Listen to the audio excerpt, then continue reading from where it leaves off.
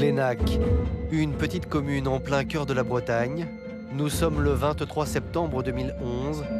Il est 22h45. Quand Lionel Fleury reçoit sur son portable un appel de son épouse Muriel.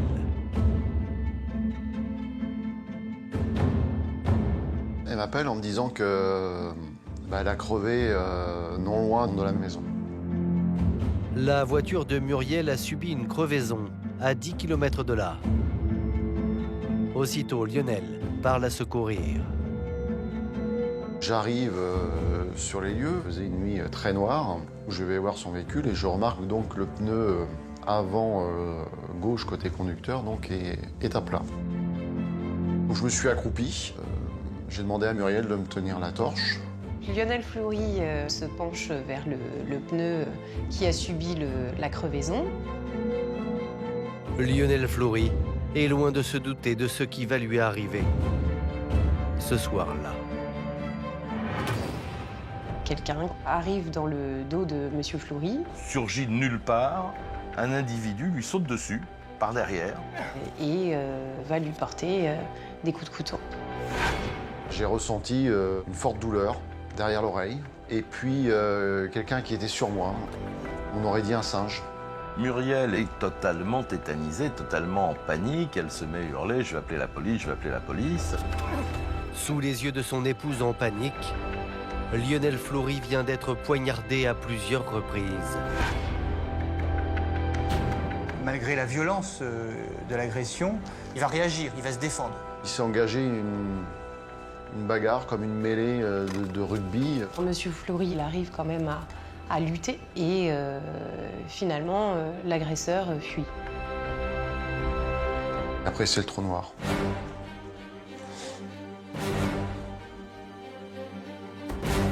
En plein milieu de la nuit, sur cette route peu fréquentée, Lionel Fleury est ainsi laissé à demi-mort par son agresseur.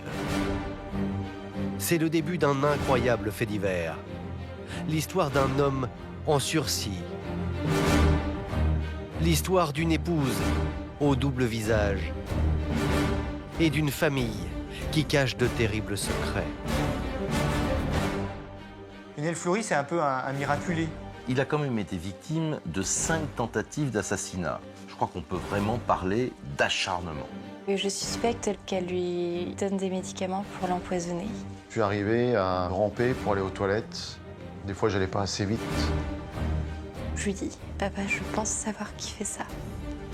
Je pense avoir toutes les preuves, je sais pas quoi faire.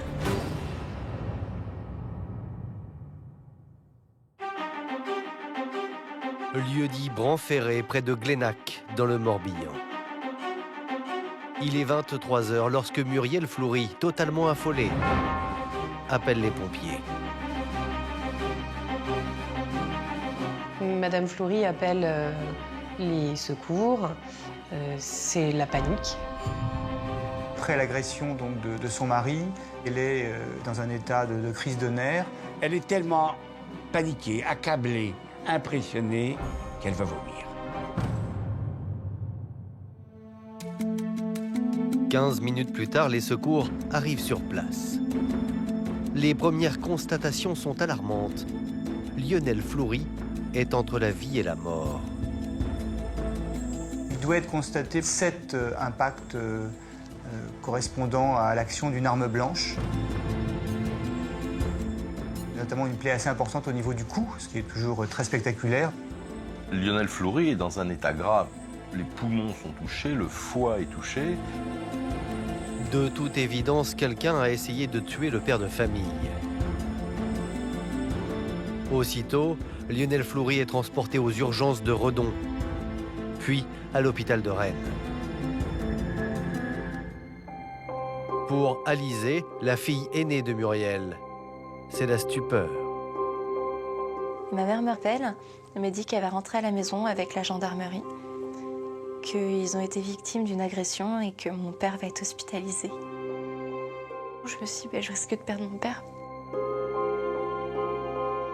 C'est pas simple à encaisser, je stresse, je panique. Immédiatement, l'affaire fait la une de la presse et une enquête est ouverte. Et d'emblée, les premiers soupçons vont se porter sur l'épouse de Lionel, car les circonstances de l'agression sont pour le moins troublantes. Le mari vient pour dépanner sa femme. Il y a un individu qui arrive armé d'un couteau qui le poignarde à 7 reprises. Rien n'a été volé. Il n'y a aucune explication logique à cette histoire. Il a été agressé dans des conditions complètement troubles et incroyables en pleine campagne, dans un lieu relativement désert et pas éclairé. Dès le lendemain, Muriel Fleury est donc entendue par les enquêteurs. Et les gendarmes ont face à eux une femme apparemment sincère, littéralement rongée par le chagrin. On a l'impression qu'elle a vu la mort en direct et qu'elle ne s'en est pas remise. Elle n'a aucune explication sur l'agression qui semble la surprendre totalement. Madame Fleury ne connaît pas d'ennemi à son mari, elle ne voit pas qui pourrait être cet agresseur, elle ne comprend pas pourquoi il a été agressé. A priori, la femme de Lionel est donc au-dessus de tout soupçon. Pourtant, les enquêteurs se demandent ce que cette femme faisait seule sur une route de campagne à une heure aussi tardive. Les gendarmes se demandent ce qu'elle fabriquait là, à cette heure aussi avancée de la nuit et toute seule. Et elle va expliquer qu'elle a fait un repérage. Elle devait, le lendemain, conduire sa fille dans une discothèque du côté de Glénac. Comme elle ne connaissait pas la route, elle préférait aller voir cette route-là pour ne pas se tromper. Ensuite, elle explique donc qu'elle a eu un problème technique. Ce serait une crevaison qui l'aurait obligée à s'arrêter. Et elle contacte son mari après avoir constaté qu'effectivement, il y a un souci au niveau du pneu. Voici donc pour les explications de Muriel. Les enquêteurs attendent maintenant avec impatience celle de son mari, qui est toujours en soins intensifs à l'hôpital.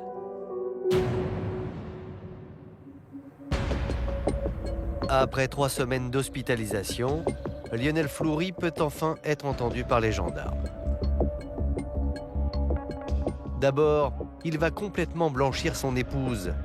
Sans elle, dit-il, ce 23 septembre 2011, il serait mort. Il considère que c'est grâce à elle qu'il s'en est sorti. En gros, qu'elle lui a sauvé la vie. Seulement pour le reste, l'homme ne va pas se montrer très précis. Et pour cause. J'ai beaucoup de mal à décrire l'agresseur parce qu'il faisait tellement nuit, je ne discernais rien. Je voyais plutôt une ombre avec un vêtement et une capuche. Mais si Lionel Fleury n'a pas pu identifier son agresseur, il va tout de même livrer une information capitale aux enquêteurs. En effet, il explique que ce n'est pas la première fois qu'on cherche à attenter à sa vie. La voiture a été victime à 3 reprises de sabotage. Une première fois, c'est les freins qui ont été coupés, le système ABS. Une deuxième fois, c'est un pneu qui a été crevé. Et puis, un boulon, un écrou avait été retiré d'une des roues de son véhicule. Je n'étais pas en guerre avec qui que ce soit, donc je ne comprends pas.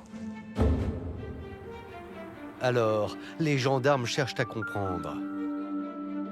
Qui pouvait bien en vouloir à ce père de famille de 40 ans, a priori sans histoire? Monsieur Fleury est employé dans une chaîne de restauration, il gagne bien sa vie. C'est quelqu'un qui est bien vu par son entourage, qui a une bonne réputation. Et c'est quelqu'un qui a une vie assez rangée. Depuis 17 ans, Lionel partage sa vie avec Muriel. Un couple qui semble nager dans le bonheur. J'ai rencontré Muriel dans le cadre de mon travail. J'ai trouvé en elle beaucoup de gentillesse, beaucoup de tendresse, de l'affection, de l'écoute. J'avais aussi ce sentiment de la protéger. Ensemble, Muriel et Lionel vont avoir 6 enfants. Elle avait déjà une petite fille, Alizée. Ils ont eu d'autres enfants. Moi, je suis très amoureux d'elle. Très amoureux. Seule ombre à ce tableau idyllique. Depuis 1 an, Muriel serait atteinte d'une grave maladie. Ce qui n'est pas sans conséquences pour leur couple. Elle m'a appris qu'elle avait donc une leucémie, qui suite à des soins à l'hôpital, qu'on allait mettre entre parenthèses par rapport à ses douleurs, notre vie sexuelle. Les relations se sont dégradées avec son épouse. Il n'existe plus de vie intime. Lionel Fleury va plus loin. Face aux enquêteurs, l'homme avoue avoir commis un petit écart de conduite. Je reconnais qu'effectivement, j'ai eu un flirt avec une autre femme. Il indique que 6 mois avant les faits, il a eu une relation intime avec une certaine Nathalie. Pendant plusieurs semaines, les 2 amants vivent leur idylle, jusqu'au moment où le mari de Nathalie va découvrir le poteau rose. J'ai reçu un SMS de son mari où il me met au courant qu'il est bien au fait de notre relation avec son épouse. Il me menace, entre guillemets, d'en informer Muriel. Il va lui demander s'il va avertir sa femme, sa propre femme, donc Muriel, ou si c'est lui qui doit le faire. Le mari trompé aurait-il mal accepté cette relation? L'homme aurait-il agressé Lionel par vengeance? Pour les enquêteurs, l'hypothèse est plutôt crédible. L'époux, un certain Philippe, est immédiatement convoqué à la gendarmerie. Et d'emblée, il reconnaît être au courant que sa propre femme, Nathalie, entretient une relation avec Lionel Fleury. Lors de son audition, Philippe indique aux enquêteurs qu'il avait remarqué des comportements entre Lionel Fleury et son épouse, des allusions, des clins d'œil. Cet homme va expliquer aux enquêteurs qu'il a découvert le début de relation entre sa femme et Lionel Fleury, mais que cette relation a pris fin après qu'il en ait parlé à son épouse. Il n'avait pas de raison d'en vouloir à Lionel ou d'aller lui casser la gueule. Le mari trompé nie donc toute implication dans l'agression de Lionel Fleury. Et son emploi du temps, à 23 h au moment des faits, va le disculper totalement. Le mari de Nathalie explique qu'il a un alibi. Il rentre à 21h30 au domicile et reste jusqu'au lendemain matin, ensemble, au domicile conjugal. L'examen de cette téléphonie va confirmer les déclarations de cet homme sur son emploi du temps ce soir-là et cette nuit-là. L'enquête est à nouveau dans l'impasse. L'affaire aurait pu en rester là. Pourtant, Lionel Fleury ne le sait pas encore. Mais sa vie ne tient plus qu'à un fil. Car chose incroyable, la personne qui tente de l'éliminer va récidiver.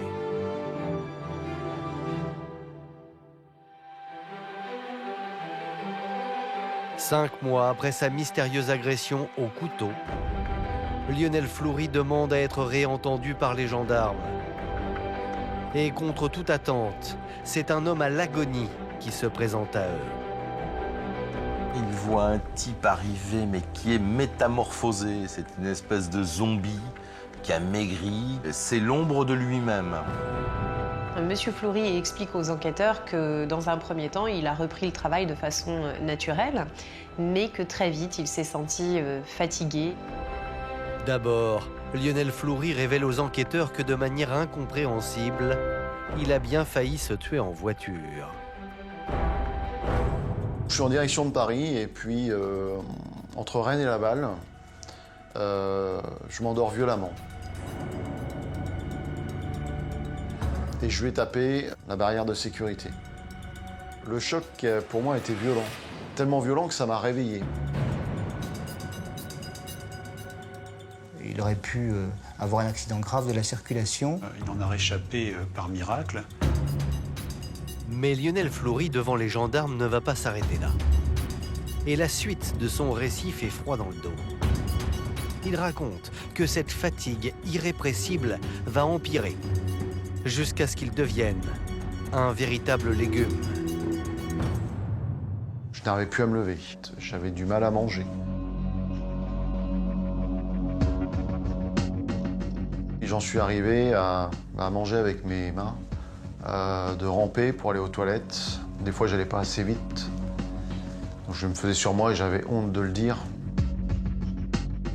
Il peut venir nous réveiller à des heures pas possibles pour des choses qui n'ont aucun sens. Il n'a plus aucune cohérence dans ses paroles, dans ses propos. 2 semaines après l'accident, Lionel raconte que son état de santé était tellement dégradé que ses proches ont dû l'interner en hôpital psychiatrique. Et c'est là que les médecins vont découvrir que l'homme est drogué. Monsieur Flory montre un taux extrêmement important de benzodiazépine dans le sang. Manifestement, la molécule qui a été retrouvée dans le sang de Lionel Flory avait pour effet de ralentir son activité cérébrale, de l'endormir, de l'anémier, de l'affaiblir considérablement. Il n'a pas de traitement à base de ce produit. Donc forcément, on l'empoisonne. Après les sabotages et son agression au couteau, les gendarmes découvrent que quelqu'un aurait empoisonné Lionel Flory. Alors, qui peut lui en vouloir à ce point? Et surtout, pourquoi une telle détermination? Il a quand même été victime de 5 tentatives d'assassinat. Je crois qu'on peut vraiment parler d'acharnement. Les gendarmes vont d'ailleurs acquérir la preuve que Lionel est bien la victime d'empoisonnements répétés. La scène se passe le 12 février 2012. Lionel Flory, encore hospitalisé, bénéficie d'une permission pour le week-end. À son retour, les médecins vont faire une découverte stupéfiante. Après cette journée passée à son domicile, le taux de benzodiazépine va remonter et dans des proportions vraiment inquiétantes. Il va être mesuré au double du taux initialement mesuré par les médecins. Des somnifères retrouvés dans son sang. Un taux de psychotropes qui grimpe en flèche après une journée passée en famille. Pour les enquêteurs, la piste d'un empoisonnement par un proche de Lionel Flory est probable. L'homme doit bien se rendre à l'évidence.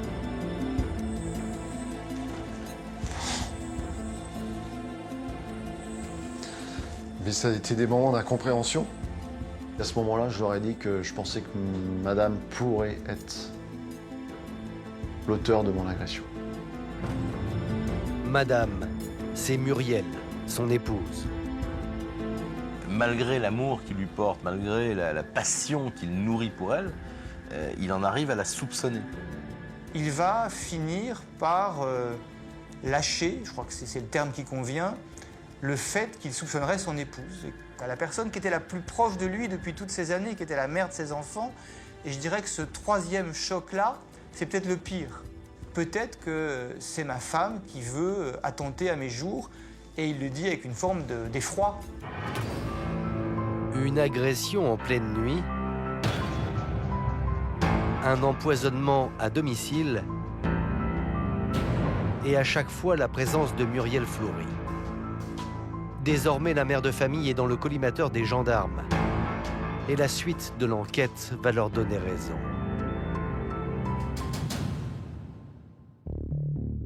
En effet, les enquêteurs ne vont pas tarder à comprendre que la femme de Lionel est une manipulatrice. Souvenez-vous, elle avait prétendu à son mari qu'elle était atteinte d'une leucémie. Pourtant, les enquêteurs ne vont trouver dans son dossier médical aucune trace d'une quelconque maladie. Il découvre que Muriel Flory est une menteuse. Elle n'a jamais été malade. Elle n'a jamais eu de leucémie. Bien au contraire, à 38 ans, la mère de famille semble vivre une seconde jeunesse. Ils vont découvrir que sa femme ne mène pas du tout la même vie que lui et que celle-ci sort très très souvent. Elle sort, elle boit, elle dépense. Dans les mois qui ont suivi l'agression de mon père, j'ai vu ma mère s'habiller de plus en plus court, aller de plus en plus au bar, aller de plus en plus en boîte de nuit. J'avais l'impression d'avoir pris le rôle de mère et qu'elle avait pris ma place. Elle retrouve une vie de jeune fille au moment le plus compliqué de sa vie. Où on peut imaginer en tout cas le plus compliqué de sa vie, c'est-à-dire au moment où on a failli assassiner son mari. Et en interrogeant les proches de Muriel Fleury, les gendarmes découvrent que cette femme n'est peut-être pas l'épouse dévouée et aimante qu'elle prétend être. Les enquêteurs vont s'apercevoir qu'elle a une liaison avec un homme, Monsieur Pluot, Patrice Pluot. C'est un homme d'une 50aine d'années et manifestement, ils se connaissent et sont très proches l'un de l'autre. Un soir, je suis donc au bar et ma mère est avec Patrice en me disant qu'elle était qu'un ami. Ils sont très proches, très taquins, très tactiles. Toutes ces choses qui font que je commence à avoir des grands doutes et à la fin de la soirée, je les vois s'embrasser. Tout le monde est au courant de leur liaison et du fait qu'ils sont ensemble en réalité depuis plusieurs mois. Tout le monde, sauf Lionel Fleury. Du côté de mon père, pourtant, j'ai l'impression qu'il ne voit pas la situation du même point de vue. Il est toujours amoureux, il ne comprend pas pourquoi ma mère s'écarte petit à petit. Il ne sait pas qu'elle a quelqu'un d'autre. L'amant de Muriel se serait même installé au domicile de Lionel Fleury, alors même que ce dernier était hospitalisé. Et c'est pendant cette période que Muriel va tomber enceinte. Lors des écoutes téléphoniques, les enquêteurs découvrent que Muriel Fleury est enceinte, non pas de son époux, mais de Monsieur Pluot. Muriel est enceinte pour la 8e fois, mais cette fois-ci, elle est enceinte de son amant. Voici un extrait d'une de leurs conversations. T'as mangé? Oui, j'ai mangé, oui. Ah, bah là je suis heureux. Faut penser au bébé. C'est pas fait à 100%. Oui, on va dire à 80. On a une chance sur 3.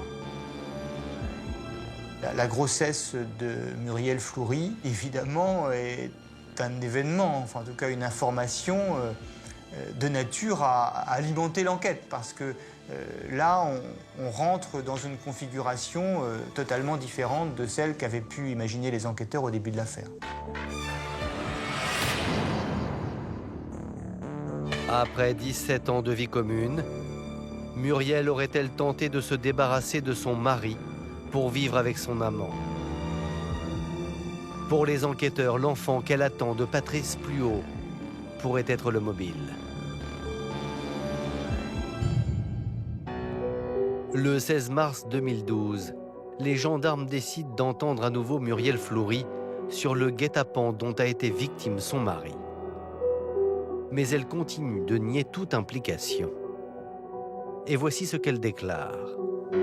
Avez-vous des éléments nouveaux à nous apporter concernant l'agression dont a été victime votre mari? Non. J'ai beau me rappeler toute la soirée, je ne vois rien de nouveau à apporter. Les gendarmes sont perplexes. Selon eux, Muriel Fleury ne leur dit pas toute la vérité. Quant à son amant Patrice Pluot, auditionné à son tour, il soutient n'entretenir aucune relation amoureuse avec Muriel. Comment décririez-vous Madame Fleury Muriel? C'est une personne très attachée à ses enfants et son mari. Quelles sont vos relations avec elle? Elles sont purement amicales. Nous avons une grande amitié, sans plus. Il va confirmer les déclarations de sa maîtresse à ce moment-là.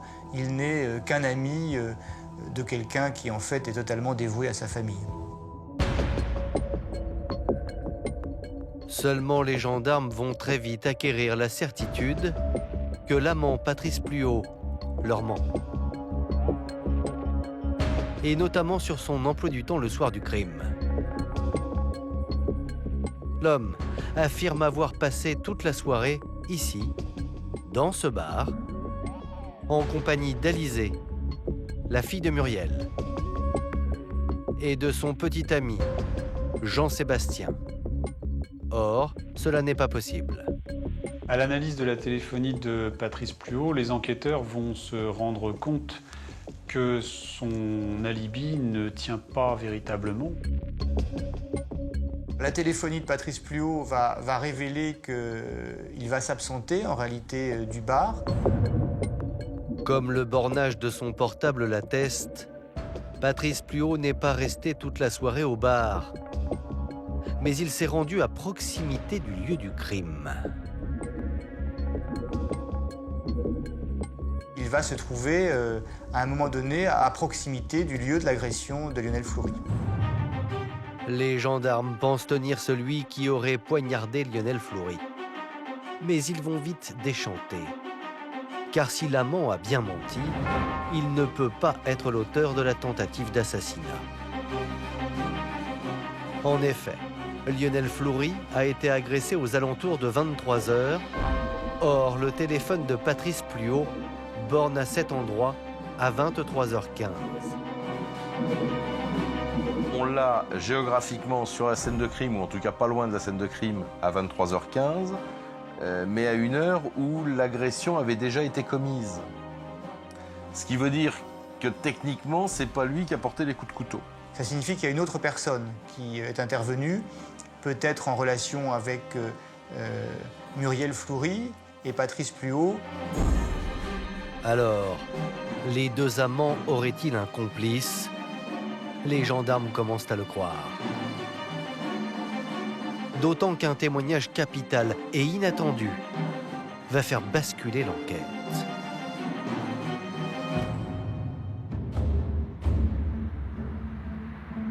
Le 17 avril 2012, 6 mois après les faits, Alizée, la propre fille de Muriel Fleury, demande à être entendue par les gendarmes. Elle dit détenir des informations cruciales sur l'agression et l'empoisonnement de son père. J'ai trop de doutes en tête. Je sais pas quoi en faire. J'ai besoin d'en parler à quelqu'un et surtout j'ai peur qu'on s'en prenne à moi parce que je sais ce qui se passe. Elle a très très fort en elle le sentiment qu'elle ne peut pas laisser les choses se continuer ainsi. La jeune fille aurait des soupçons sur l'identité de ceux qui voudraient tuer son père à tout prix. Je leur annonce que je pense que ma mère est responsable de l'agression de mon père. Que je suspecte le fait qu'elle lui donne des médicaments pour l'empoisonner. Que je suspecte que son petit ami Patrice Pluhaut est complice. Et que très certainement mon petit ami aussi. Selon Alizée, elle posséderait même des preuves de l'implication de sa propre mère. À commencer par son emploi du temps au moment du drame. Souvenez-vous, le soir de l'agression de Lionel, Muriel Fleury a dit aux enquêteurs que si elle était en pleine nuit sur cette route, c'est parce que le lendemain, elle devait emmener sa fille en boîte de nuit. Et donc qu'elle voulait repérer l'itinéraire pour s'y rendre. Or, pour Alizée, il n'en est rien. Ma mère me demande de mentir aux gendarmes lors de ma première audition. En réalité, sa mère connaissait l'endroit où elle devait l'amener le lendemain. Elles y avaient été déjà auparavant ensemble. Que de ce fait, sa mère n'avait pas à repérer cet endroit au préalable puisqu'elle le connaissait déjà. Alizée raconte que sa mère aurait un plan diabolique. Se débarrasser de son mari pour vivre une nouvelle vie avec son amant. Un amant, Patrice Pluhaut, qui selon elle aurait joué un rôle direct dans les tentatives d'empoisonnement de Lionel Fleury. Pour preuve, Alizée rapporte qu'elle aurait surpris une conversation entre Muriel Fleury et son amant. J'ai pu entendre des conversations avec son petit ami, des phrases comme « mets ça dans son thé, ça ne se verra pas » ou « avec ça, t'auras la paix ». Tout ça accumulé font que je me demande réellement ce qui se passe et qu'avec la situation, je me dis qu'ils sont très certainement responsables. Pour Alizée, qui est en train de dénoncer sa mère aux gendarmes, la situation est particulièrement difficile à vivre. Je pense qu'il y a vraiment un acte de grand courage. Un acte de grand courage parce que c'est aussi un acte de trahison vis-à-vis de sa mère. Donc c'est très difficile pour Alizée. Je me sens très mal après avoir dit tout ça. Je me sens mal de douter de ma mère. Je me sens mal de me dire comme quoi elle peut être coupable. Même si j'ai toutes les preuves devant moi, je veux toujours pas y croire. C'est ma mère. Elle ne peut pas avoir envie de faire ça. Elle ne peut pas vouloir tuer le père de ses enfants. C'est pas normal. C'est pas possible.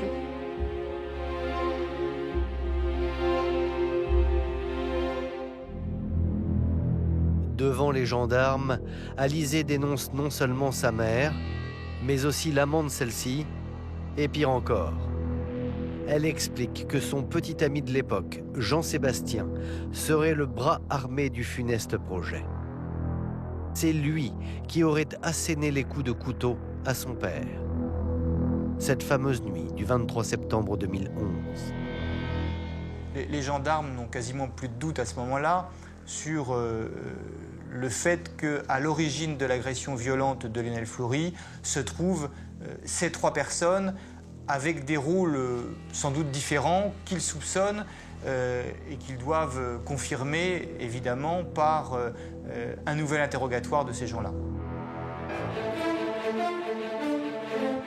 Le 29 mai 2012, au petit matin, Muriel Fleury, l'épouse, Patrice Pluhaut, l'amant, et Jean-Sébastien Thomas, le gendre, sont interpellés simultanément et placés en garde à vue. Et très vite, le petit ami d'Alizée avoue être l'auteur du crime. Jean-Sébastien Thomas va très vite reconnaître son implication dans les faits. Et voici ce que le jeune homme déclare aux enquêteurs. Je suis effectivement impliqué dans cette affaire. J'ai planté Lionel Fleury à plusieurs reprises. De mémoire, je lui ai donné 7 coups de couteau. L'agression décrite par Jean-Sébastien Thomas est la mise à mort de Lionel Fleury. Face aux gendarmes, le jeune homme affirme qu'il aurait agi sur ordre de Muriel Fleury. Muriel m'a demandé de tuer son mari. Elle m'a dit que je toucherais 50 000 €. Du coup, comme j'étais en manque d'argent, j'ai accepté. Jean-Sébastien Thomas indique aux enquêteurs qu'il n'est pas l'instigateur de cette agression. Il a été en quelque sorte engagé par Muriel. Il s'agit d'un contrat puisqu'il devait, pour son crime, toucher la somme de 50 000 €. Jean-Sébastien Thomas indique que l'assassinat de Lionel Fleury ayant échoué, il n'aurait pas été payé. Dans la salle d'à côté, les enquêteurs confrontent Muriel Fleury aux révélations de son gendre. Et contre toute attente, l'épouse de Lionel va craquer. C'est moi qui ai proposé l'agression de mon mari. Je devais tomber en panne, il devait venir m'aider pour me dépanner et il devait se faire agresser. Muriel Fleury va reconnaître les faits. Elle va prendre sa part de responsabilité en confirmant que c'est bien elle qui est le cerveau de cette histoire. Muriel Fleury voulait que son mari soit tué. La mère de famille avoue qu'elle aurait recruté son gendre pour assassiner son mari. Elle indique qu'elle a eu l'idée de cette agression et qu'elle a sollicité Jean-Sébastien Thomas aux fins de mettre ce plan à exécution. Pour les gendarmes, l'implication de Muriel Fleury et de Jean-Sébastien Thomas ne fait donc plus de doute. Reste à définir maintenant le rôle de Patrice Pluhaut. Interrogé à son tour, sous la pression des enquêteurs, lui aussi va finir par craquer. Le rôle officiel de Monsieur Pluot était d'aller chercher Jean-Sébastien Thomas en cas de problème. Dans les locaux de la gendarmerie, les 3 complices vont livrer le plan qu'ils auraient mis au point pour en finir avec Lionel Fleury. Les enquêteurs pensent enfin pouvoir reconstituer le scénario du 23 septembre 2011.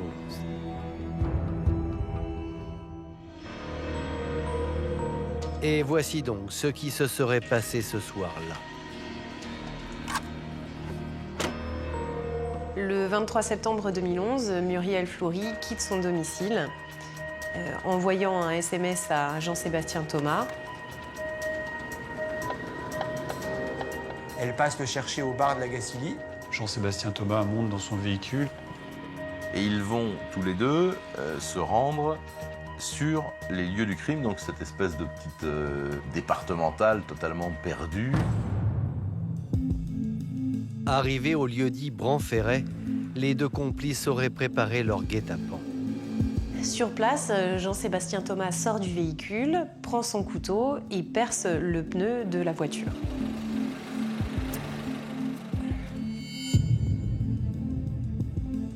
Ensuite, Jean-Sébastien Thomas va se cacher dans un buisson à proximité du véhicule.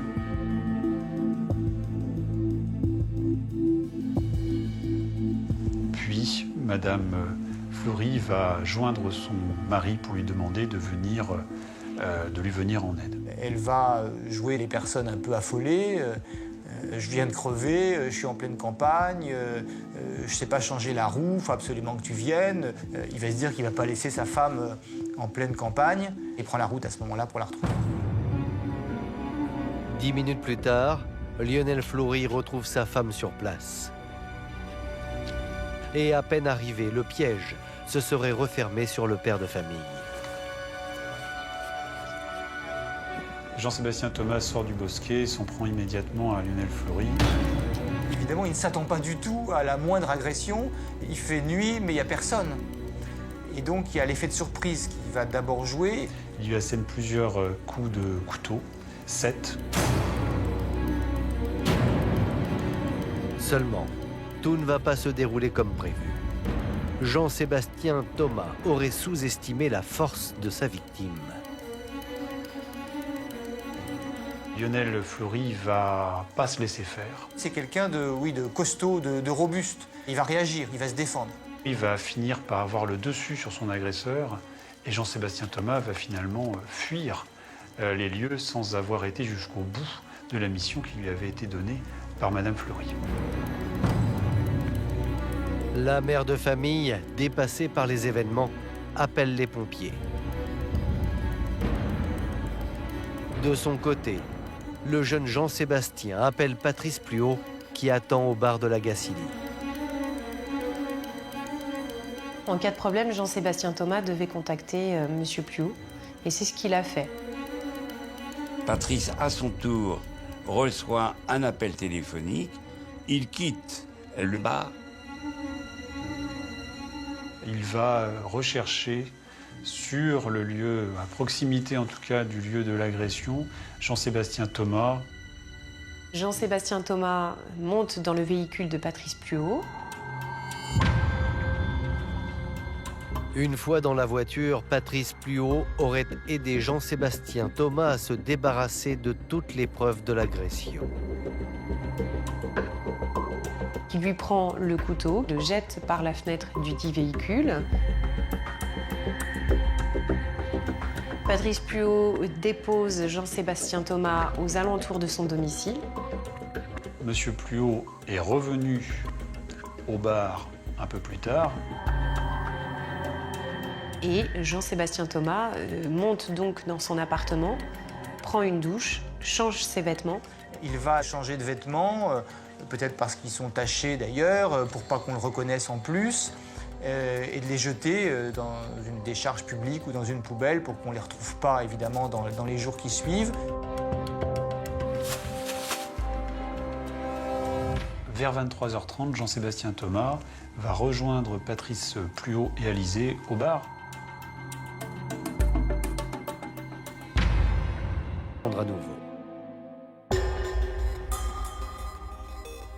Et devant les gendarmes, Muriel Fleury nie être responsable des sabotages.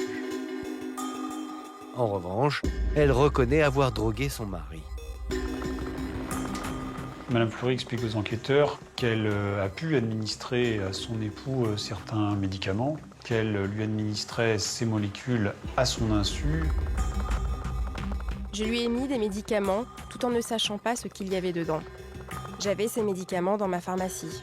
Des décontractants, des antidouleurs, des antidépresseurs ou anxiolytiques. Pour les lui administrer, je pilais les médicaments et je les dissolvais dans son thé.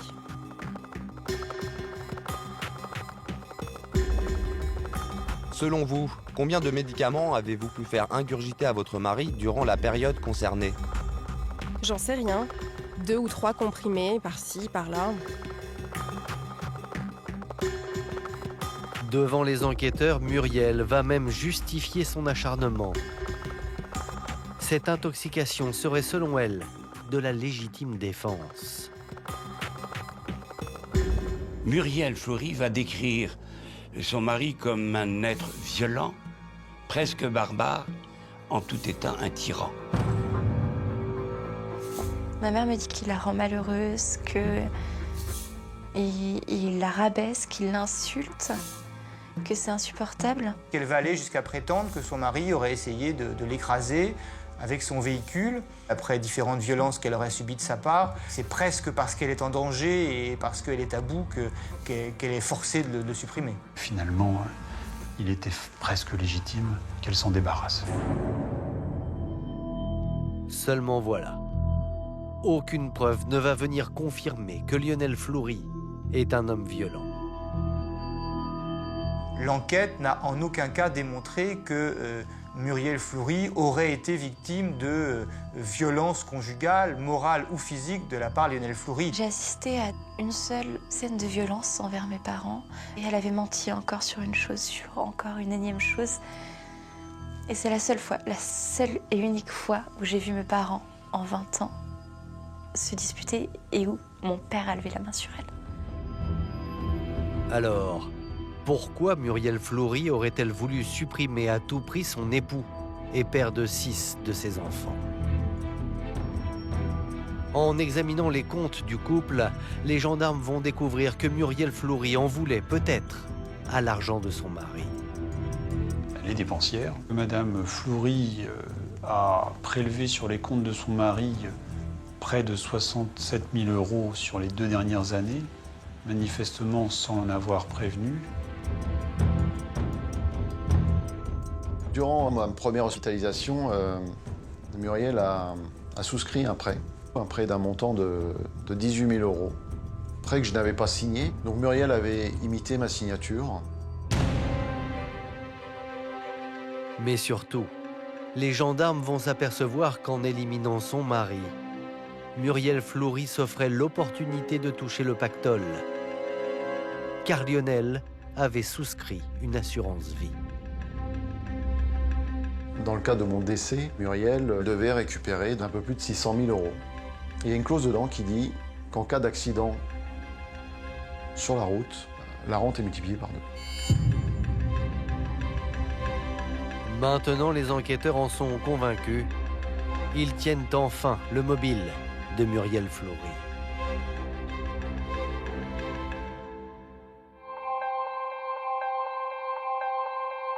Le 13 mai 2014, s'ouvre au tribunal de Vannes le procès de Muriel Fleury, Jean-Sébastien Thomas et Patrice Pluot. Tous les regards se portent sur Muriel, car c'est désormais une mère de 8 enfants qui se présente dans le box des accusés. Pendant sa détention, Muriel Fleury a mis au monde un enfant. Cet enfant est l'enfant de Patrice Pluot. Et face aux jurés, les 3 accusés confirment leur rôle. Muriel Fleury plaide coupable. Elle reconnaît l'intégralité des faits. Elle reconnaît que c'est elle qui a tenté de tuer son propre mari. Après 4 jours de procès, les peines tombent. Muriel Flory a été condamné à 20 ans de réclusion. Patrice Pluhaut à 10 ans. Et Jean-Sébastien Thomas à 12 ans. C'est vrai que la peine infligée à Muriel Flory est lourde, mais je crois aussi que la cour d'assises et les jurés ont tenu compte de la pérennité du projet criminel. Ainsi que Muriel Flory ont fait appel de leur jugement. Aujourd'hui, ils attendent leur nouveau procès.